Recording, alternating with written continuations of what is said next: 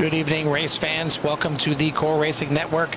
Tonight, we got a bit of a fog layer out here in Nashville. We're at the Nashville Super Speedway as this beautiful 1.3 mile tri-oval concrete track is going to put on some racing action here tonight for the Virtual Velocity Racing ARCA series.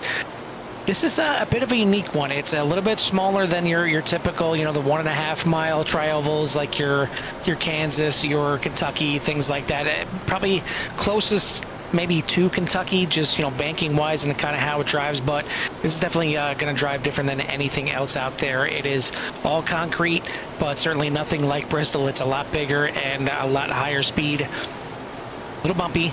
And you got to make sure you're hitting your marks out here or it's going to throw you for a loop for sure. Carl Hammer joined in the booth by Jimmy Cobra. Jimmy, this is kind of just a unique track here. It's one of the biggest concrete tracks that I know of here when it comes to the oval racing. Obviously, you got Bristol that you can think of for the half mile. You got Dover for the 1 mile. But this little 1.3 mile track is definitely a beast in its own.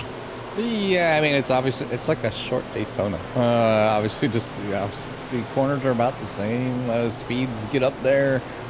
Just the straightaways are obviously a bit shorter. So, bringing it down to 1.3. I was out there testing and kind of driving around some of the drivers as in ghost form, as you're allowed to do out there, and some people trying to get down, the throttle control and the balance of throwing the weight of the car around to get around these corners at a quick pace. And it looks like for qualifying, the air quality is going to get much better here as we fast forward in time, I guess. So just real quickly, everything cleared up here for us. So that's a good sight to see, and it's a good sight to see that we do have quite a few drivers out here tonight. Looking to get their qualifying laps in right now. So we'll have to bring up the track map and see the 17 out there right now. And unfortunately, we'll send a shout out to our man that normally is the man behind the curtain here, VVR, Tim Lee, having some health issues, just riding out right now, and hopefully he's tuning in here. You get something to watch for sure. But it left it up to some of the other admins here to set up the session, and unfortunately, all those dots on the track, you're not seeing things. This is open qualifying here tonight, so this will get very interesting very quick for 5 minutes. This is a little bit of practice, a little bit of I guess for all those drivers that like to sit out qualifying, we'll see if they actually sit this one out, because this will get interesting here real quick. But taking a look at the point standings coming into tonight, it is still the same top three. Robert Warren's on top of the boards by 2 points over Andrew Pileshi, and then another 4 points back to Dalton Kilroe in third, finally picking up his first win on the season. John Garrett jumps up to fourth place. Mike Hasty rounds out your top five.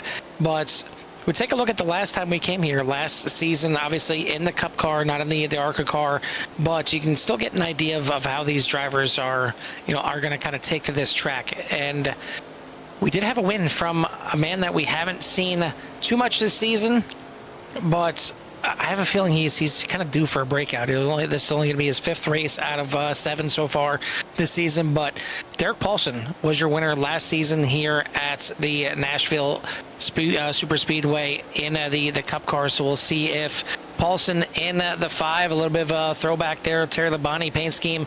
See if we can see that one in victory lane and got a break out of his little shell here. It's been a while, but he does have one top 5 on the season, 2 top 10s out of the other 4 races that he's been to so far. So looking to break through, and maybe we'll get a chance to talk to him afterwards. But yeah, this is I'm sure going to throw these drivers for a bit of a loop here with the with the open qualifying. But we'll see if these teammates can kind of group together real quick and maybe tow each other along, get a good lap out of it. I hate open qualifying, but I think you know that. My feelings in any form, even where it's supposed to be on the road, you hate it. Yeah, and it's only because of how people can manipulate the system, and depending on how long the open qualifying is, going out there running laps and then getting the fuel down really low and then coming out and getting new tires and then, doing the same thing. Or you got a bunch of teammates and you draft each other around the track. I mean, just so many different little nuances, and maybe maybe I'm overthinking it, but when it comes down to it, I just want it to be driver versus driver, mono v mono. So like a lot of these fixed setups, I'm okay with. Now if I'm doing a 24-hour event or if I was running a real race car, obviously you're gonna make adjustments. But as far as just kind of like going out here and to see who's the better driver, having the same set, same car, same everything, definitely equals the playing field just a little bit. Just who can adapt to that. But some people will win special events with the stock iRacing sets, and some people need to, in order to drive a little bit better, they have to pay, one of the setup shops or something. But right now we're about 4 minutes into qualifying. Robert Warnes is sitting up on top with a 30.207. Andrew Pileshi just turned in at 30.214. And Dalton Kilrow with a 30.255. Caldwell with a 256. Kahn with a 257. So you can see a lot of fast drivers. Very close, and it's just maybe somebody's reaction time on a pedal. You can see the 4 getting a little loose, trying to push it there, losing it, coming down the straightaway. So we're going to see that, I think, a little bit. But hopefully these drivers understand that, they're going to have to save their tires. Concrete tends to be a little harsher on the those round things that go on the four corners of the car. For a second there, I thought we were going to have the top 5 in points in the top 5 in qualifying here, as we had Warnes, Pileshi, Kilrow for the top 3, and then Caldwell was there in 4th as he's 6th in the point standings. But shaking up now a little bit as the 5 minutes is up, but because it's open qualifying, it's basically 5 minutes and a lap. Anybody that crosses that start-finish line before the checkered flag flies, they're allowed to finish that lap. So that's why you see a little bit of extra time running off here. But you should see these drivers finishing up and running their last laps this time by. We'll see if any of the top spots change here on the way by. Looks like everything is going to stay status quo. So should be running out of time here pretty soon. But I want to thank everybody out there for tuning in to tonight's race here for the Virtual Velocity Racing ARCA Series. If you haven't done so yet, hit that like and subscribe, get you in touch with everything that CRN has to offer. And I want to thank and give a shout out to all the series sponsors here as well, with Goldline Guardians, Fort Worth Screen Printing, and Hilton Crafts and Designs. But we are officially done with qualifying. It's time to break down tonight's 29 car starting order. Yeah, 29 cars out here tonight, and the first 18 will be Andrew Pileshi on the pole over Robert Warnes.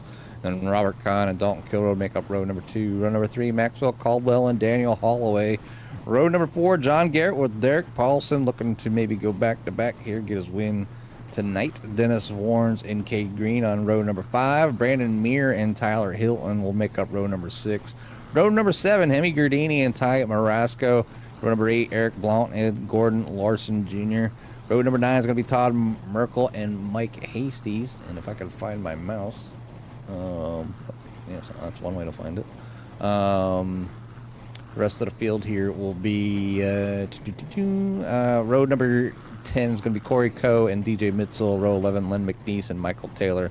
Row number 12 will be Kyle Osler with Mike Rideout. Row number 13 will be Chris Schuessler and Hilton Young. Row number 14, Rick Thompson and Michael Pratt. And bringing up the rear of the field will be Fred Thompson.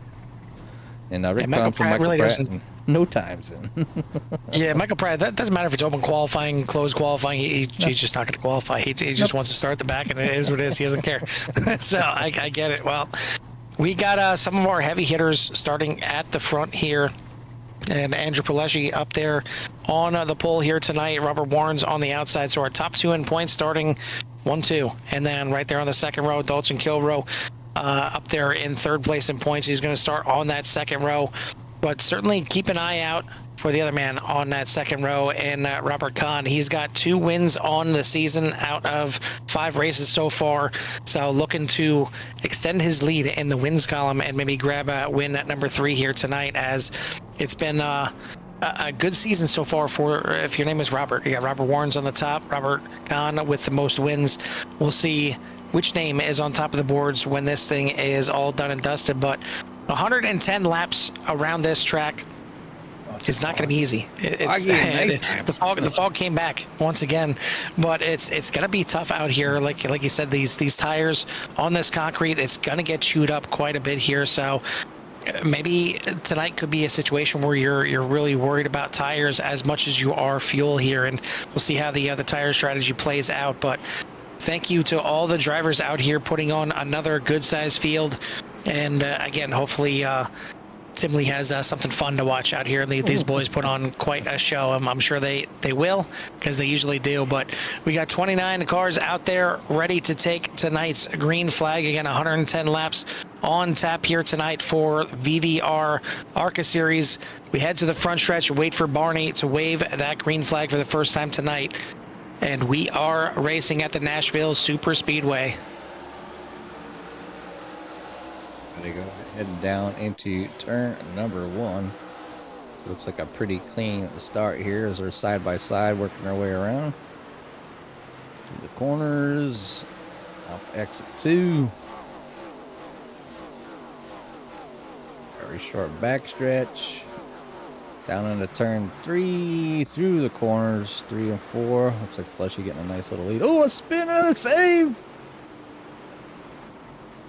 Wow. Oh, no. It was a save maybe for a brief second there, but both Brandon Muir and I'm not sure that was, I think it was Fred Taylor or Fred Thompson involved in this one right there. Ty Marasco, heck of a save, but he comes up, clips Brandon Muir, and it looks like everything is good to go, but Marasco and Muir get together again. They're off the corner, and some heavy impact for both cars. Gonna have to come in, and you see that front right. Oh no! Yeah, that doesn't look like how it's supposed to. It looks like a Lego piece broke off inside of there, but it's hopefully enough to get them back to pit lane. Grab a early fast repair here. I mean, you hate doing it. We've said it so many times. You hate taking an early fast repair, but I mean, you look at the front end of that number 1. You see in the front end of that number 33. You kind of have to. You gotta take a bite of that bullet, and you see a lot of these cars coming in to pit lane. I'm really surprised at this. There's quite a few cars coming in, most likely just taking a little splash of fuel to try and help them out in the long game here. But your top cars, Andrew Palesci, Robert Warnes, Maxwell Caldwell, John Garrett, and Cade Green going to stay out there.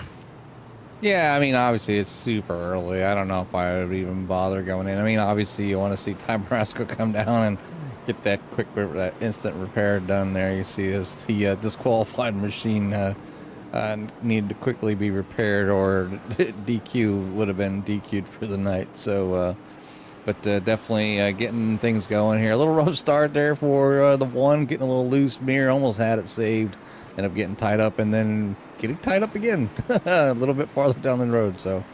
But that's the first lap. Everything's interesting, and sometimes, the starts are rough, but, it can go down to, let's see, the track temperature. Let's see, we'll go ahead and pull up the weather here. So we have, we got a cold track, cold tires, and it's cold outside. So it's 69 degrees with the 71-degree track. The clouds are out partly. It's giving us the fog here. Got a nice little breeze, a little 12-mile-an-hour wind coming across the track as well. So the only thing we're missing, Carl, is maybe some snow or some rain. Yeah, I mean, everything else is telling me that it's a handling nightmare out there. I mean, this track is tough as it is, no matter what the temperature is and how the track is out there. But when you're out here, you got 97% humidity, you got the concrete, you got cold temperatures outside, you got a cold track, and you got some some new tires out there to start this race. I'm surprised we even got almost a full lap or 2 in there before some kind of issues happen. But this thing it's not going to have a lot of grip until you probably get maybe 5-6 laps into the run until the tires start heating up enough to kind of get a little sticky and actually stick to the track. We'll see how it works out here, but it is going to be Andrew Palesci that is going to lead them off to the green flag here. Robert Warnes on the outside here once again, and we'll get going green here at the completion of lap number 4. Yeah, we'll get things going here. I'll go ahead and bring up the tower here quickly for us so you can see where your driver is if you don't want to wait for the banner.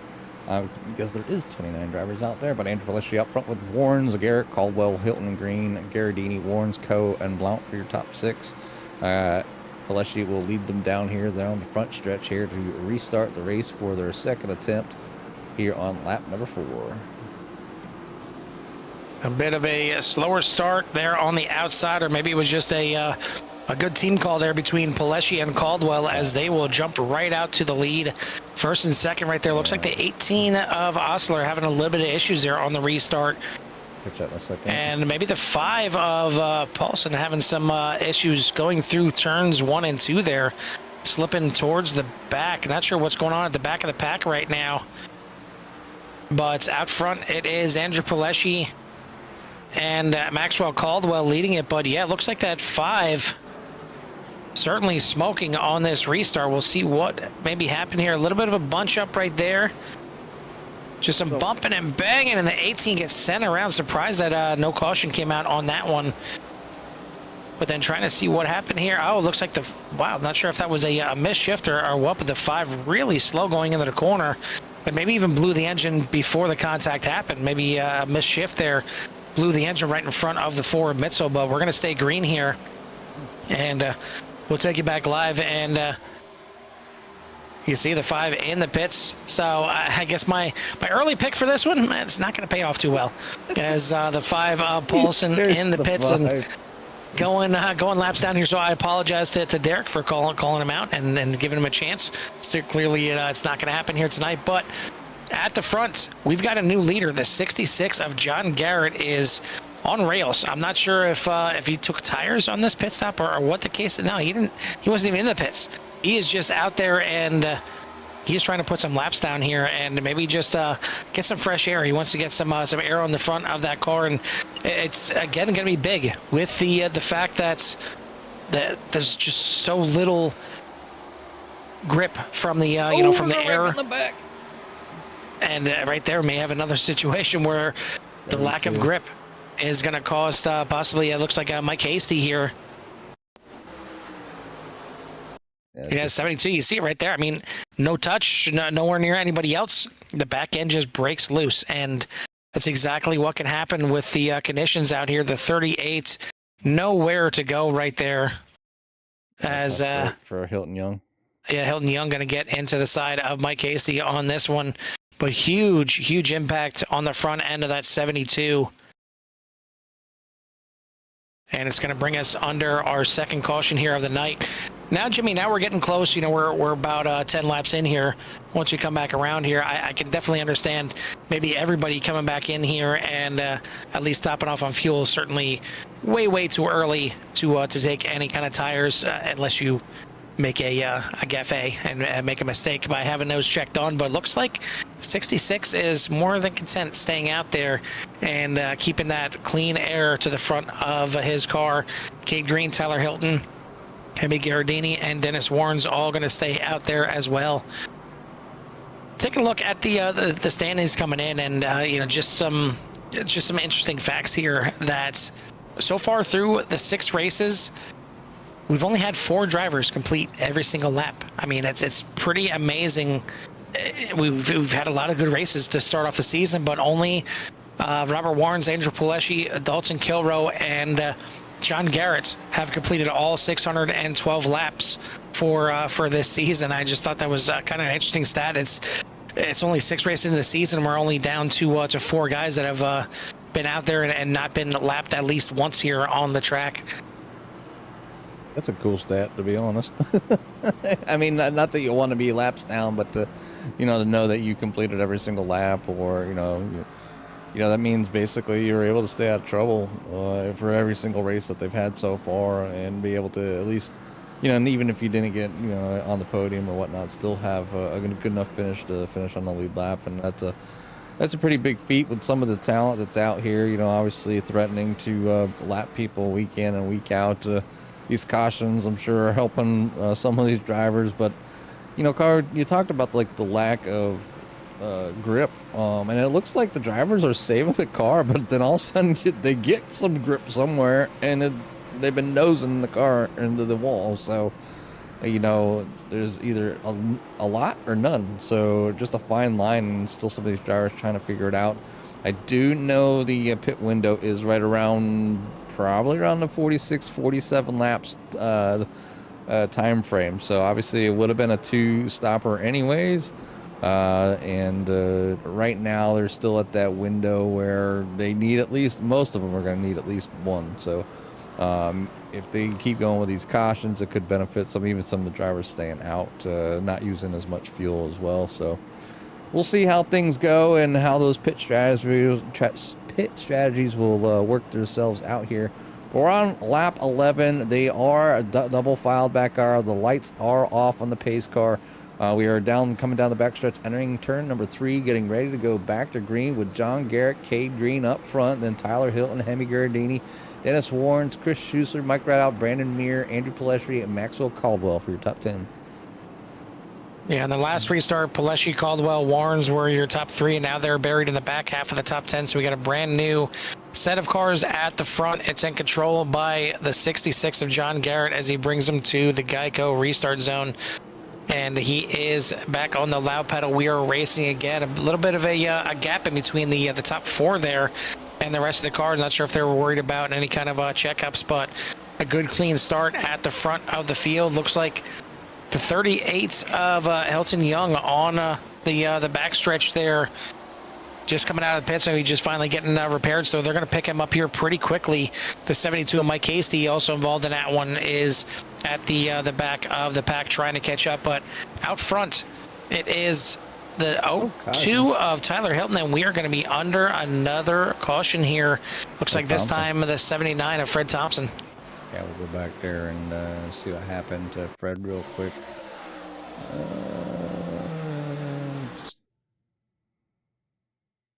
Some big net code there. Looks like he checked up a little bit early for the corner, and the 77 of Michael Pratt gets close to him, but there was definitely some net code contact in there. That is probably going to be in the night there for the one. Another hard impact there, and he doesn't have to worry about getting DQ'd. I think the 2 wrecks here are going to DQ him just from that, but you see heavy damage to the front of that 79. Now, I'll tell you what, Jimmy, this is the second time now, maybe even the third time, we've seen the entire front end just get ripped off of these cars by the wall. Maybe we need to worry more about the walls here than we do about the actual track. Yeah, I see some pretty heavy damage there for Michael Pratt too. So, wall not the friend here tonight for any of these drivers.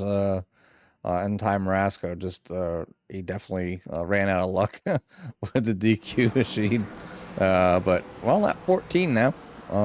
Third caution here at Nashville Super Speedway, and not a track that I thought there would be too many issues. I figured there'd be 1 or 2 here and there, but rough start here for the drivers at VVR. But sometimes that's just the way it goes, and nothing.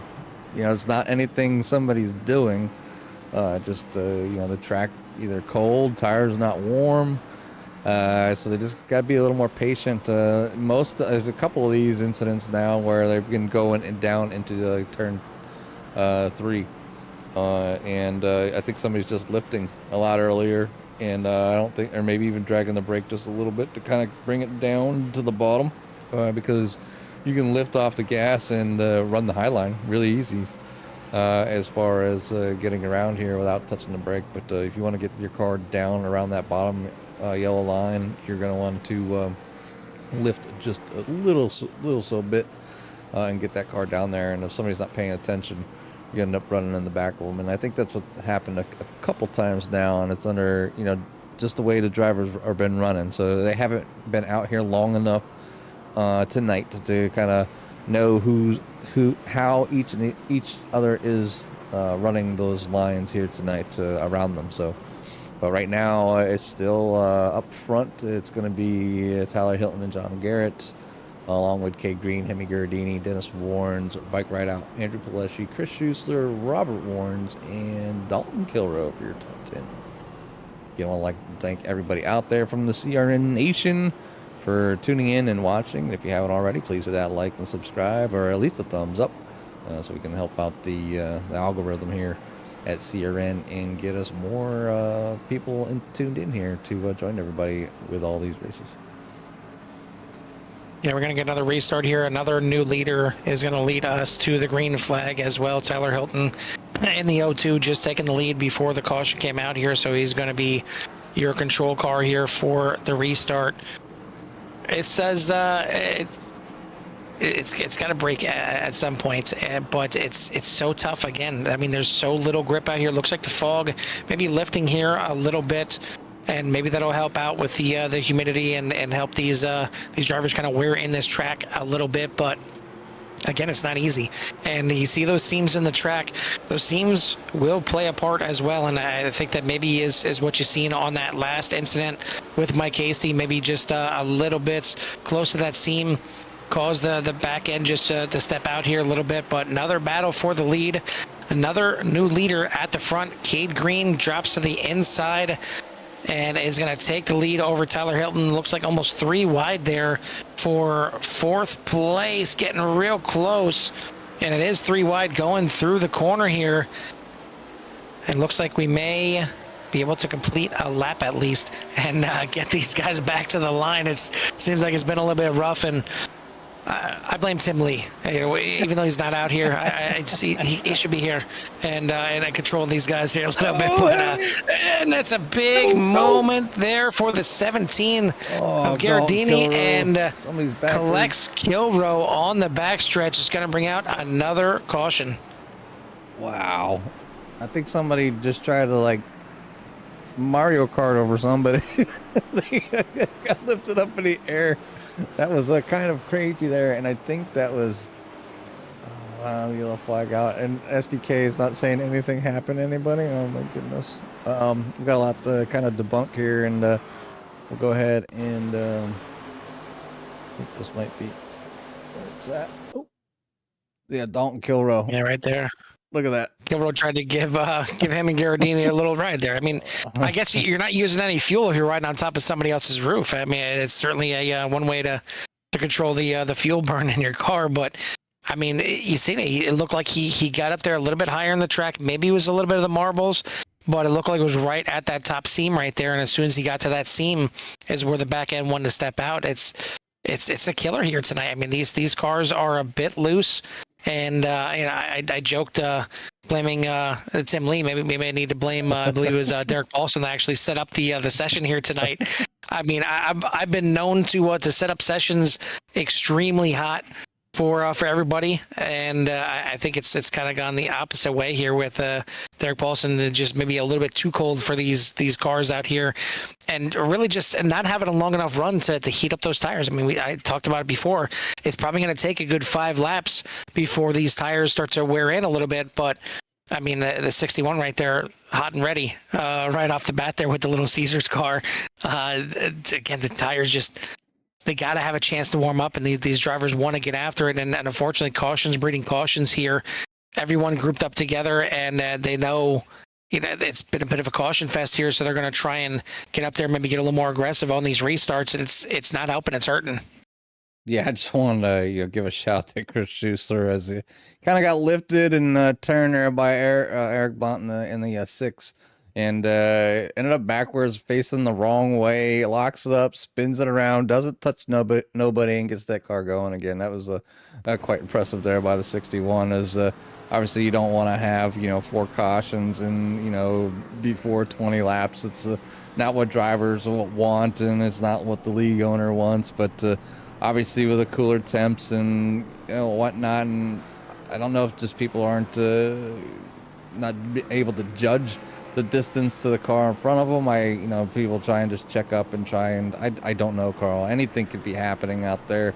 Drivers are trying to get through it. I'm sure the getting a little bit, maybe a little frustrated with the amount of cautions, but I mean, it happens. Obviously everybody's out here are hobbyists. There's very few drivers with any kind of real talent. I do know there is some real talent, a little bit, if I'm not mistaken, by John Garrett. I think he has some real life experience out on racetracks. So, a lot of these drivers out here, this is just what they do for a hobby. So we're on lap 20, and we still have 90 laps remaining here tonight at CRN at Nashville Super Speedway. The lights are on. Maybe the fog is starting to lift. I don't know. I mean, it looks a little clearer out here, so maybe these drivers can start getting in a long green flag run. They still have, I would say, at least one pit stop if they can go green from here on out. So we'll see how things pan out. And don't even, excuse me, I got the hiccups. You can see there's a few drivers that have elected not to come in at all yet. And that's Green, Garrett, Hilton, Warrens, and Rideout. They will head to the Geico restart zone. Cade Green back on the loud pedal, and we're back to racing. Hopefully we see those green lights and that green flag for a little bit now as we're on lap number 21. This thing is moving along at a snail's pace right now because these drivers just not having a chance to really get those tires warm and sticky and getting around this track. And already we're going to be right back under caution. Some more incidents at the back of this field. You hit me again. Getting involved here. Let's see what happened here. Oh, check up in front of Hemi with a 00 and the 9. So they're already sideways trying to catch it. 00 there of Gordon Larson and looks like Paulson. the 9 of Corey Coe getting involved. Paulson, somehow he looked like he got away from that contact without very little damage there, but the 17 of Giardini pointing the wrong way, and he just got done repairing that car, and I'm not sure how much more time he has to repair that thing. He probably doesn't have a fast repair anymore, so it's going to be a tough one there for the 17. Well, we got some time, got some more stats for you. We'll keep throwing them out here to try and keep it a little entertaining. And speaking of incidents, talk about incident points for the season. And the best drivers, the cleanest drivers so far through 6 races with a full 6 races in the books here are going to be Dalton Kilroe and Corey Coe, both with only 15 incidents. And John Garrett would be John Garrett and Dennis Warren's tied with 16 incidents, so it'd be considered your cleanest drivers on the track. And while we're at it, I mean, why not call some people out on it? And the drivers with the most incident points on the other end of the spectrum, Ty Marasco, Hilton Young, both with 59 incidents. Hemi Giardini, Mike Hasty up there with 49 and 36 respectively, and then Andrew Palesci 35 for the 81 out there. But you know as well as I do, Jimmy, that doesn't tell the whole story, and you kind of have to be there at every race. You have to see what happens. Yeah, there's so many times where you can just get caught up in other people's messes, or you're driving, down on the bottom, they're wrecking up above you, and you think you're clear, and all of a sudden a car comes shooting down and wipes out the back end. So it doesn't tell the whole story, and is certainly poking a little fun at some of these drivers out here. But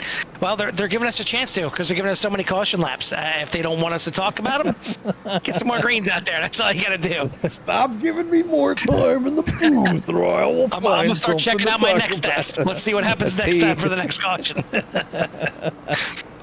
This is obviously rare and probably the roughest start that, in the couple seasons we've even had here at VVR, and I don't know why. I really don't. I can't even put a nail on it. I don't think it's not one specific corner. It's not one specific driver. I know there's a few drivers that have had some pretty bad luck, whether they had a slide or they just got collected on somebody else's slide. Yeah, I don't know. So, but right now it's Cade Green. He's going to be leading down here. The lights are off on the pace car, so single file start car. Yeah, and this might be an admin call here, and it may not be a bad call. They're having some trouble just getting this thing restarted and actually completing the lap. So the admins here in the series, or in the session here, may have made this call, and I don't blame them. Let's go ahead and let's get a restart here. Let's get a few laps under the belt, and then we'll go from there. That might be it. Yeah, exactly. Well, we're gonna get restarted here, and on the front row by himself is going to be the 19 of Cade Green, Tyler Hilton, John Garrett, Andrew Palesci, Dennis Warrens for your top 5, Mike Rideout, Robert Warrens, Todd Merkel, Robert Kahn, Rick Thompson for your top 10. And we are racing again here at Nashville Super Speedway. You've seen a little bit of a slip there from the 19, trying to get the power down. It's going to allow the 02 and 66 to be right on his back door heading into 1, as they'll go 2 by 2 behind him. Yeah, and up front they've been racing pretty good. Obviously, I think they've gotten the most stress on their tires, to be honest. But John Garrett looking to go down to the inside of the 19 of Cade Green, looking to take that spot here as they exit turn number 4, heading down that quad ovalish types area down across the start finish line, and gonna give the lead to John Garrett on that one as he slides in front of the 19 here down through turns 1 and 2. Then behind them we have Tyler Hilton up 9 spots sitting there in P number 3. Had a couple laps led so far as well. The biggest mover of the race right now is going to be the number 76 of Mike Rideout, up 17 spots in P number 7. Yeah, Rick Thompson not exactly doing too bad either. He's up 16 spots in the 87 as he's up to 11th place, just outside the top 10. But John Garrett, you've seen on one of the previous restarts, he wants to get to the lead. He wants to get that clean air, and doing a good job right now as he is stretching out that lead to almost a half a second already on the backstretch here on lap number 27. Still a ton of race left to go. We still going to have 83 laps left in the tank here, and that's going to mean that we're going to need at least still one more pit stop, and this thing may still be a 2 pit stop race if we decide to stay green here, as Andrew Pileshi moving himself up into 3rd place now around Cade Green, as Pileshi is one of the drivers that came into the pits, and as Jimmy mentioned, there's only been a few drivers that have yet to come down pit road, and that is John Garrett, Tyler Hilton, your top 2 guys. Then you got Cade Green, Dennis Warrens, and Mike Rideout are the ones that have elected not to make a pit stop for anything up to this point. No fuel, no tires, no nothing, but at least we're back to green here, and we are back to single file racing here, and I think this is what these drivers need now, with about 8 laps or so since the restart. Should be a little bit warmer, and maybe you can finally start feeling a little bit of grip, but you still need to stay away from those little strips there. Those little seams in the track can still upset the car if you hit them the wrong way. It's amazing that little things like that you wouldn't think would affect your race, and it wasn't. But we had a rain road race at Suzuka, and the exit line from pit lane was the most slickest thing I think I've ever seen on a track, where the drivers would be in that braking zone to go down to turn 1, and that pit lane would be right there, and they'd touch that thing and they'd go for a ride. And the same thing at Monza. Wet paint doesn't work good in any kind of rain, so I can only imagine some of these lines when they're cold having maybe the same effect. Until the drivers can get out there and get that track warmed up just a little bit. But right now, looking like a pretty good run here. Back here with Robert Warrens, Dennis Warrens running together, 5th and 5th and 6th, doing a fantastic job here, along with Todd Merkel. Watching Brandon Meir, as obviously he was one of the drivers that got involved here early, but has a quick car, and has been storming his way through, as he did come in. He came in there, I think it was lap 14. Yep. So lap 14 for Brandon Meir. A few of those other drivers, they can stay out a little bit longer than like Garrett and Hilton and those drivers that haven't come in at all yet. See the cars, or in the last time they were in, see Pratt and Taylor and Thompson all came in at lap 23. So the few drivers can stay out there quite a while, maybe to make up some time. So Thompson obviously looks like he's 2 laps down overall. So, but the one to kind of keep your eye on would be Pratt in the 77 and Taylor. So if they can keep any kind of speed and all these drivers pit, they could find themselves in a situation where maybe they only have to stop one more time, where some of these drivers might have to stop again. We will see. And now it is John Garrett, Tyler Hilton, Andrew Pileshi, Cade Green, and Dennis Warrens for the top 5. You got Robert Warrens, Meir, Rideout, Merkel, and Co. for your top 10. And most of that top 10 right now are cars that are up positions, and quite a few of them started outside at the top 10. So certainly been a shakeup a few times here in the early going of this race. And if you're already tuned in, or if you're just tuning in, make sure you hit that like and subscribe, hit that little thumbs up, get you in touch with everything that Siren has to offer as well by subscribing to the channel, as we've got some good quality racing here on Tuesdays through what Thursday is right now. With Tuesday nights, we got the Core Xfinity Series. Wednesday nights, we have the CSRL Road Course Series GT3s. And then on Thursday nights, we have a doubleheader here with, if you want a little oval action, you got the Virtual Velocity Racing ARCA Series. You want a little road action, you can check out the Core GT Series, as they'll both be running here simultaneously, as I believe the Core GT Series just started up there at about 9 o'clock. So thank you, everyone, once again. And thank you to the series sponsors here for VVR, with Goldline Guardians, Fort Worth Screen Printing, and Hilton Crafts and Designs. Yeah, always good to have good sponsors on board that support the leagues, and obviously get their name out there a little bit, give them thanks, and obviously we appreciate it, the league appreciates it, and get a little bit of time, a little bit of viewership. Hopefully anybody that stopped by YouTube can see that. Obviously got their logos going there in the bottom right hand side, so if you're curious, look them up. Let's see what they maybe can do for you. But yeah, right on board right now with Corey Coe as he heads down the backstretch.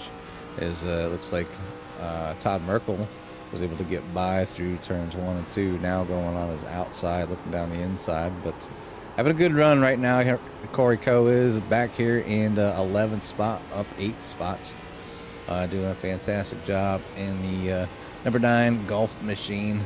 We're gonna head back. We were talking about Rick Thompson here just a little bit. In number 87, to check out what he is seeing back here, as he is behind Mike Hasties, and the number 72 Robert Kahn, actually right there in front of them as well in the Red Skull Bandit Machine. And Robert down 10 spots. He was starting on the second row there in P number 3. So, you know, not a super great start there for Robert, but maybe choosing to come in and take some topping off on fuel a little bit right now, just biding their time, trying to get around here. As you can hear, the car is kind of sliding just a little bit, so still fighting a little bit with the grip out there. But we'll go back up front here where the leaders are still pretty close together, top 4 here, because nobody has really broke away as of yet. So first, second, third, and fourth pretty tight together here. Then back to P number 5 is just a little bit of space here. Back to the number 90 of Dennis Warnes, having a fantastic run, up 4 spots, currently sitting in 5th. And then back another few seconds to Robert Warnes, which has had a nice run of good finishes here as well. So the 95, 76, and 94 all running together here tonight. So 6th, 7th, and 8th. And our 3 Canadians in the field running 5th, 6th, and 7th right now, as you see. Robert Warnes, the second of those 3. But you seen riding along there when you got in the cockpit with these drivers, you seen how bumpy this track is, and this certainly plays a part here to the lack of grip, the rough handling of these cars. You see just how much these cars are bouncing up and down, and obviously, you know, not firmly planted to the track is not going to be easy. But we have a pit stop from our top 3 here, as Tyler Hilton is going to head off into the pits to make his first stop of the race. So right about lap number 43. So I think that those numbers early, Jimmy, maybe a little bit high. I mean, you've seen how many caution laps we had, so it could be maybe around 40 laps is what we're looking at for a green flag run. But right now, John Garrett, Andrew Pileshi, Cade Green out here by themselves, the top 3, because 4th place, Dennis Warnes, is coming in as well. Yeah, I mean, when I got them field numbers, I mean, that was me. Maybe I was just a little easy on the gas. That's right. You're hacking fuel saver.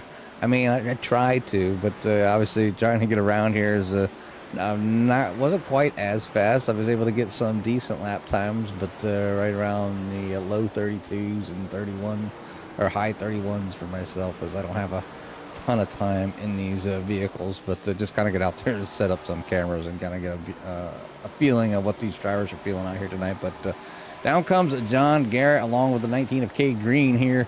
So giving up the front here, and these pit stops here, you know, are finally going to start to come into play. And we'll see if anybody's out there that hasn't pit yet. And it looks like anybody that has stayed out has now came in. So our, you know, those next drivers about in 9 more laps. So right around that 54, 53. We'll see if those drivers come in next, and then that will give us a pretty good, accurate kind of window here of how long these drivers can stay out. But right now, you know, those drivers had some laps on under obviously under caution too, so you know, that 44 laps might only be like 40.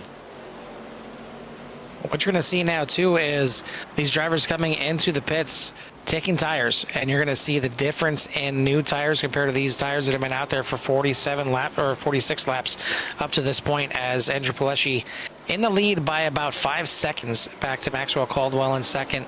Robert Warren's in third, right behind him, pressuring him, but should be coming up to their pit stops as well. Maxwell Caldwell coming in on lap number 18, so he's got some extra time out there before he needs to bring the 94 into pit lane.